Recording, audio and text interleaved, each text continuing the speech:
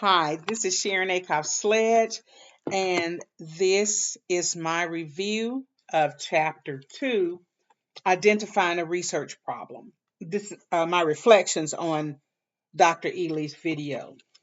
Um, the first thing Dr. Ely started out with that caught my attention is that he talked about how research problems differ between qualitative research and quantitative research. And he said with quantitative research, and so that would um, frame how you would term your how you would word your research problem, how you would form your research problem. So he said with quantitative, you want to measure variables, and then you want to assess the impact of these variables on an outcome. And then also you would use quantitative if you want to test a theory or give a broad explanation, something where you can apply the results. Let me put my notes over here to large numbers of people. So that would determine the type of research problem you would want to tackle.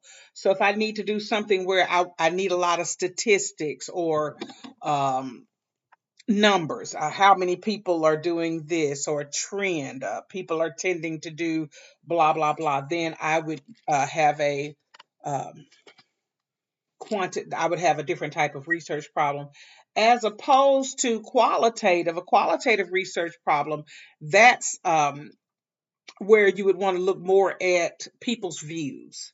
What are your views on this? How do you feel about this? What is your story? Obtaining detailed information.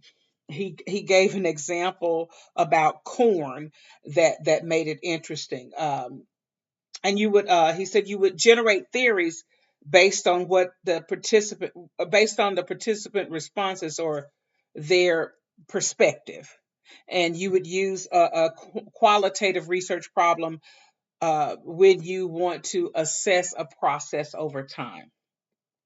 So I'm thinking my research may be more qualitative rather than quantitative, although I may have to measure some things because I want to look at not only why students are not, I want to look at why students, not only the fact that students are not retaining mathematics at the rate that I think we did during my time, and I want to know why. There are things that students just do not remember. Uh, and so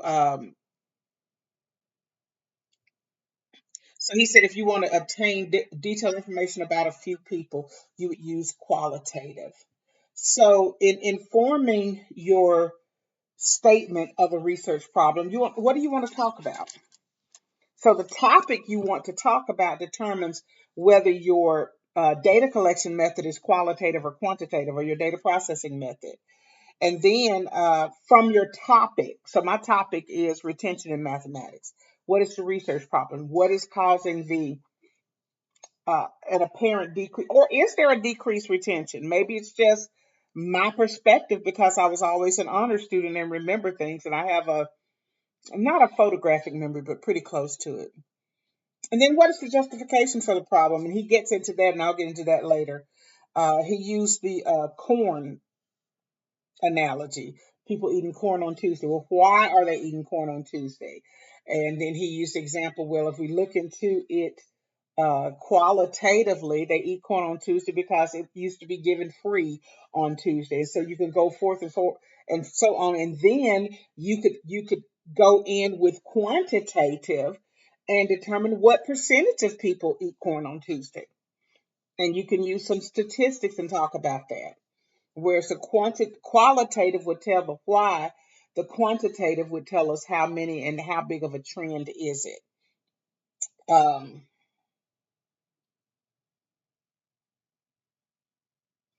and then you have to look at the audience that will benefit from your research.